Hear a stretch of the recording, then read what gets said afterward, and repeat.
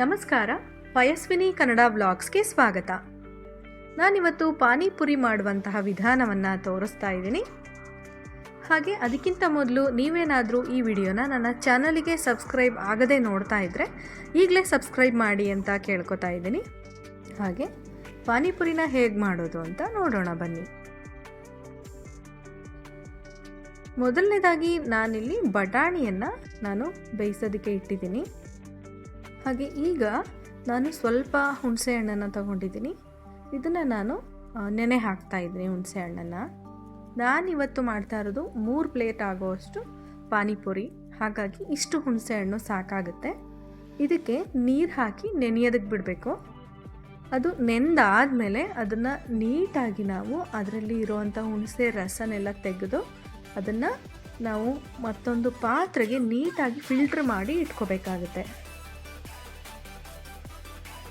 ಯಾಕೆಂದರೆ ಅದ್ರಲ್ಲಿ ಗಲೀಜಿರುತ್ತೆ, ತೊಗಟೆ ಎಲ್ಲ ಇರುತ್ತೆ. ಹಾಗಾಗಿ ಅದನ್ನು ಫಿಲ್ಟ್ರ್ ಮಾಡಿ ನಾವು ಯೂಸ್ ಮಾಡಬೇಕು. ಈಗ ಬೇಯ್ತಾ ಇದೆ, ನೋಡ್ಬೋದು, ಕುದೀತಾ ಇದೆ ಬಟಾಣಿ. ನಾವು ಇದನ್ನು ಬೇಯಿಸ್ಕೊಂಡು ನೀರನ್ನು ಶೋಧಿಸಿ ಬಟಾಣಿ ಎಲ್ಲ ತೆಗೆದು ಒಂದು ಬೌಲ್ಗೆ ಹಾಕಿ ಎತ್ತಿಟ್ಕೋಬೇಕಾಗುತ್ತೆ.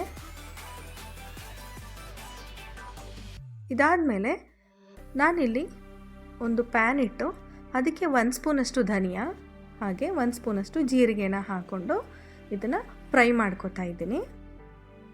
ಯಾಕೆಂದರೆ ಪಾನಿಗೆ ನಾವು ಮಸಾಲ ರುಬ್ಕೋಬೇಕಾಗುತ್ತೆ. ಹಾಗಾಗಿ ಧನಿಯಾ ಮತ್ತು ಜೀರಿಗೆನ 1 ಸ್ಪೂನ್ ತೊಗೊಂಡಿದ್ದೀನಿ.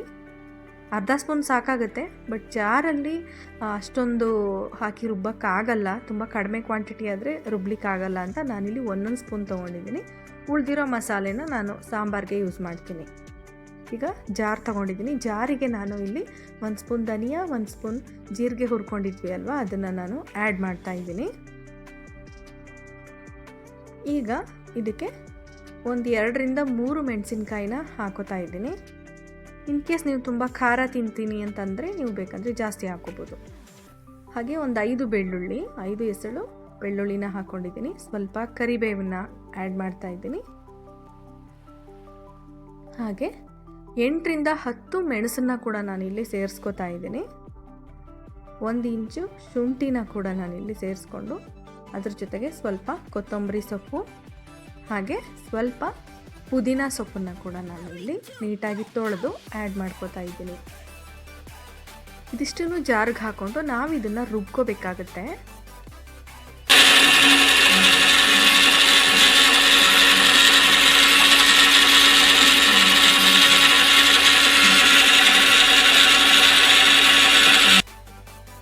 ಈಗ ಇದಕ್ಕೆ ನಾನು ಸ್ವಲ್ಪ ನೀರನ್ನು ಆ್ಯಡ್ ಮಾಡಿಕೊಂಡು ಇದನ್ನು ಮತ್ತೆ ಸ್ವಲ್ಪ ರುಬ್ಕೋತೀನಿ. ಇದು ನುಣ್ಣಗೆ ರುಬ್ಕೋಬೇಕು ನಾವು ಇದನ್ನು.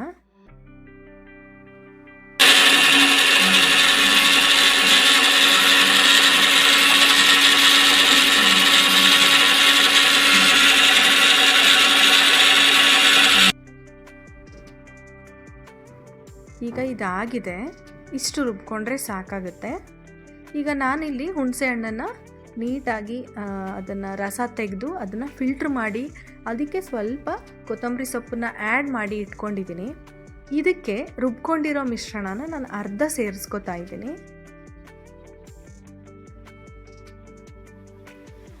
ನಾನು ಆವಾಗಲೇ ಹೇಳಿದೆ 3 ಪ್ಲೇಟ್ ಮಾಡ್ತಾ ಇದ್ದೀನಿ. ಇಷ್ಟು ಕ್ವಾಂಟಿಟಿಗೆ ಅರ್ಧ ಸ್ಪೂನ್ ಸಾಕಾಗುತ್ತೆ. ಬಟ್ ನಾನಿಲ್ಲಿ ರುಬ್ಕೊಳ್ಳಿಕ್ಕೆ ಪ್ರಾಬ್ಲಮ್ ಆಗುತ್ತೆ ಅಂತ 1 ಸ್ಪೂನ್ ಹಾಕ್ಕೊಂಡಿದ್ದೆ. ಹಾಗಾಗಿ ರುಬ್ಬಿರೋ ಮಿಶ್ರಣನ ಅರ್ಧ ಸೇರಿಸಿ ನಾನು ಪಾನಿನ ರೆಡಿ ಮಾಡ್ಕೊಂಡಿದ್ದೀನಿ.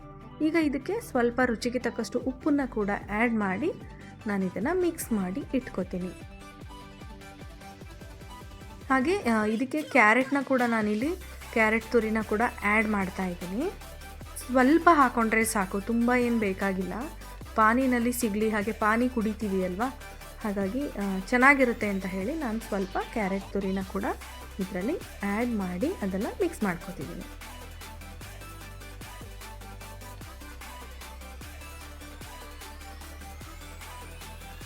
ಈಗ ಪಾನಿ ರೆಡಿಯಾಗಿದೆ. ಈಗ ನೆಕ್ಸ್ಟ್ ಸ್ಟೆಪ್ ಒಂದು ಪೂರಿ ಮಾಡ್ಕೋಬೇಕು. ಪಾಪಡ್ನ ನಾನು ಒಂದು ಬೌಲಷ್ಟು ತೊಗೊಂಡಿದ್ದೀನಿ. ಹಾಗೆ ಇಲ್ಲಿ ಎಣ್ಣೆನ ಕಾಯೋದಕ್ಕೆ ಇಟ್ಟಿದ್ದೀನಿ. ಎಣ್ಣೆ ಕಾದಾದಮೇಲೆ ಇದಕ್ಕೆ ನಾವು ಈ ಒಂದು ಪಾನಿಪುರಿ ಪಾಪಡ್ನ ಎಣ್ಣೆಗೆ ಹಾಕ್ಕೊಂಡು ಫ್ರೈ ಮಾಡ್ಕೋಬೇಕು. ನೋಡ್ತಾ ಇರ್ಬೋದು, ಅದು ಬೇಯ್ತಾ ಇದ್ದಂಗೆ ಆಟೋಮೆಟಿಕ್ಕಾಗಿ ಉಲ್ಟಾ ಆಗ್ತಾಯಿದೆ ಪೂರಿ. ಇನ್ ಕೇಸ್ ಜಾಸ್ತಿ ಹಾಕ್ಕೊಂಡಿದ್ದೀವಿ, ಅದು ಉಲ್ಟಾ ಆಗಲಿಕ್ಕೆ ಸ್ಪೇಸ್ ಇಲ್ಲ ಅಂದರೆ ನಾವೇ ಅದನ್ನು ಉಲ್ಟಾ ಮಾಡಿ ಬೇಯಿಸ್ಕೊಂಡು ಎಣ್ಣೆಯಲ್ಲಿ ಫ್ರೈ ಮಾಡಿ ಎತ್ತಿಟ್ಕೊಂಡ್ರೆ ಪಾಪಡ್ ಕೂಡ ರೆಡಿ ಆಗುತ್ತೆ. ಈಗ ಇದಾಗಿದೆ, ನಾನು ಈ ಒಂದು ಪೂರಿಗಳನ್ನ ಬೇಯಿಸ್ಕೊಂಡು ಎತ್ತಿಟ್ಕೋತಾ ಇದ್ದೀನಿ.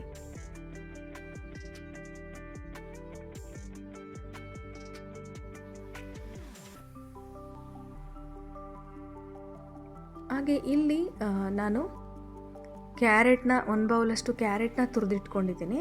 ಅದ್ರ ಜೊತೆಗೆ 1 ಬೌಲಷ್ಟು ಈರುಳ್ಳಿ, ಜೊತೆಗೇ ನಾನು ಕೊತ್ತಂಬರಿ ಸೊಪ್ಪನ್ನ ಮಿಕ್ಸ್ ಮಾಡಿ ಇಟ್ಕೊಂಡಿದ್ದೀನಿ. ಹಾಗೆ ಸ್ವಲ್ಪ ಉಪ್ಪು, ನಿಂಬೆಹಣ್ಣು ಮತ್ತು ಹಚ್ಚ ಖಾರದ ಪುಡಿ, ಸ್ವಲ್ಪ ಮೆಣಸನ್ನು ನಾನು ಇಟ್ಕೊಂಡಿದ್ದೀನಿ ಪೂರಿಗೆ ಫಿಲ್ ಮಾಡೋದಕ್ಕೆ ಅಂತ.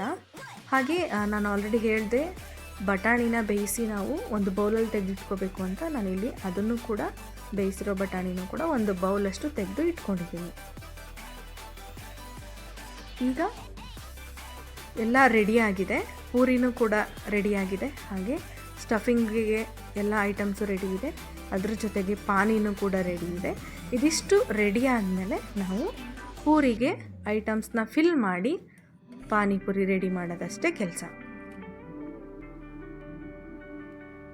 ಈಗ ನಾನು ಒಂದೊಂದೇ ಪೂರಿಗಳನ್ನ ತಗೊಂಡು ಅದಕ್ಕೆ ಸ್ವಲ್ಪನೇ ಈರುಳ್ಳಿ, ಹಾಗೆ ಕೊತ್ತಂಬರಿ ಸೊಪ್ಪಿನ ಮಿಶ್ರಣ, ಅದರ ಜೊತೆಗೆ ಕ್ಯಾರೆಟು, ಹಾಗೆ ಬಟಾಣಿ, ಸ್ವಲ್ಪ ಉಪ್ಪು, ಸ್ವಲ್ಪ ಮೆಣಸು, ಸ್ವಲ್ಪ ಹಚ್ಚ ಖಾರದ ಪುಡಿ, ಹಾಗೆಯೇ ನಿಂಬೆಹಣ್ಣು ನಾನು ಲಾಸ್ಟಲ್ಲಿ ಹಾಕ್ತೀನಿ, ಇವಾಗ ಹಾಕಲ್ಲ, ನಿಂಬೆಹಣ್ಣನ್ನು ಲಾಸ್ಟಲ್ಲಿ ಹಾಕ್ತೀನಿ. ಇದಿಷ್ಟೂ ಹಾಕಿ ನಾನು ರೆಡಿ ಮಾಡ್ಕೋತೀನಿ.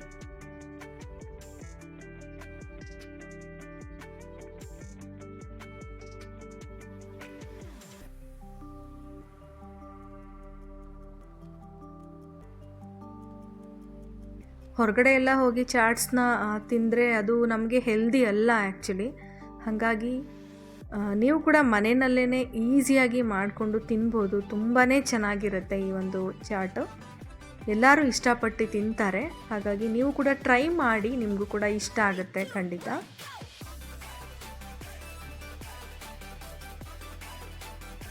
ನಾನು ನಿಂಬೆಹಣ್ಣು ಹಾಕ್ತಾ ಇಲ್ಲ, ಅದನ್ನು ಹಾಗೆ ಇಟ್ಟಿದ್ದೀನಿ. ಲಾಸ್ಟಲ್ಲಿ ನಿಂಬೆಹಣ್ಣು ಹಾಕ್ಕೋತೀನಿ. ಇದೇ ಥರ ಎಲ್ಲ ಪುರಿಗಳಿಗೂ ಫಿಲ್ ಮಾಡಿ ಇಟ್ಕೊಂಡ್ರೆ ಪಾನಿಪುರಿಗೆ ಪುರಿಗಳು ರೆಡಿಯಾಗುತ್ತೆ. ಆಮೇಲೆ ಪಾನಿ ಹಾಕಿ ಸರ್ವ್ ಮಾಡಿದ್ರೆ ಮುಗೀತು. ನೀವು ಬೇಕು ಅಂದರೆ ಇದಕ್ಕೆ ಲಾಸ್ಟಲ್ಲಿ ಸೇವ್ ಕೂಡ ಆ್ಯಡ್ ಮಾಡ್ಬೋದು, ಬಟ್ ನಾನು ಹಾಕಿಲ್ಲ ಇಲ್ಲಿ. ಈಗ ನೋಡ್ತಾ ಇರ್ಬೋದು, ಎಲ್ಲ ಪುರಿಗಳಿಗೂ ನಾನು ಸ್ಟಫಿಂಗ್ ಹಾಕಿ ರೆಡಿ ಮಾಡಿಟ್ಟಿದ್ದೀನಿ. ಹಾಗೆ ಪಾನಿನ ಕೂಡ ನಾನು ಇಲ್ಲಿ ಒಂದು ಲೋಟದಲ್ಲಿ ಪಾನಿನ ಹಾಕಿ ಅದನ್ನು ಕೂಡ ಪುರಿ ಜೊತೆ ಇಡ್ತೀನಿ.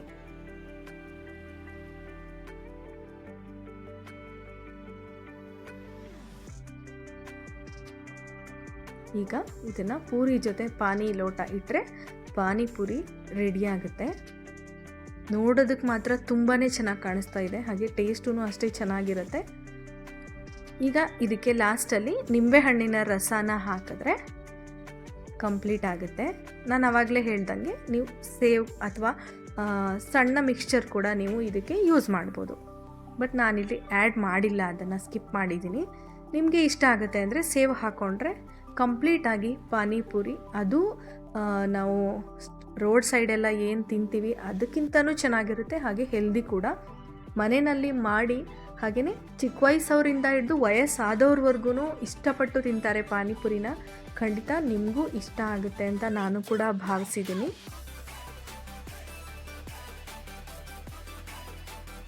ನೋಡಿದ್ರಲ್ವಾ, ಇವತ್ತಿನ ನನ್ನ ಪಾನಿಪುರಿ ರೆಸಿಪಿ ನಿಮಗೆ ಇಷ್ಟ ಆಗಿದೆ ಅಂತ ಖಂಡಿತ ನನಗೆ ಗೊತ್ತು. ಹಾಗೆಯೇ ಮತ್ತೊಂದು ಹೊಸ ರೆಸಿಪಿಯೊಂದಿಗೆ ಭೇಟಿಯಾಗೋಣ. ಅಲ್ಲಿವರೆಗೆ ನಮಸ್ಕಾರ. ಈ ವಿಡಿಯೋ ಇಷ್ಟ ಆಗಿದೆ ಅಲ್ವಾ? ಹಾಗಾದರೆ ತಡ ಯಾಕೆ? ಲೈಕ್ ಮಾಡಿ, ಸಬ್ಸ್ಕ್ರೈಬ್ ಮಾಡಿ, ಶೇರ್ ಮಾಡಿ, ಬೆಲ್ ಬಟನ್ ಕ್ಲಿಕ್ ಮಾಡಿ, ಆಲ್ ನೋಟಿಫಿಕೇಷನ್ ಆಪ್ಷನ್ ಸೆಲೆಕ್ಟ್ ಮಾಡಿ.